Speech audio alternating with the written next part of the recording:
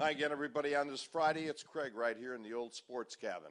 Well, last night the NBA draft was held, and unless your team has one of the top 10 picks, you can kiss those new guys goodbye. If your team's the 76ers, you will enjoy another first pick in the draft for each of the next 8 seasons. And if you remain a 76ers fan, you must really enjoy paying that withholding tax, and you also think the IRS is quite a cool group. I enjoyed the Rockets drafts of 83 and 84 the best when somehow they got Ralph and Hakeem. Hakeem would later add an H and 2 championships. 2002 was cool too. Once again, the Rockets lucked out, this time in the lottery. They got Yao Ming. He would later add sore feet. Teams no longer with us have had the number 1 pick over the years. The very first draft was 1947, and the long-gone Pittsburgh Ironmen took Clifton McNeely of Texas Western.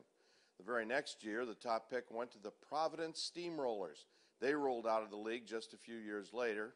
Others no longer with us that got that top pick include the Milwaukee Hawks, the Cincinnati Royals, the Minneapolis Lakers, and the Chicago Zephyrs. Throw in the Baltimore Bullets, the San Diego Rockets, and the San Francisco Warriors, and those name changes are complete. Rockets of San Diego took Big E in 1968. Of course, the franchise would later move to Houston and, among other things, had Houston Post columnist Mickey Herskowitz as one of its general managers. No conflict there. And I remember being at Hobby Airport a mere 32 years ago, the Rockets front office getting on a plane as they flew off to luck out on the coin flip with Elijah on. It was the best coin flip ever.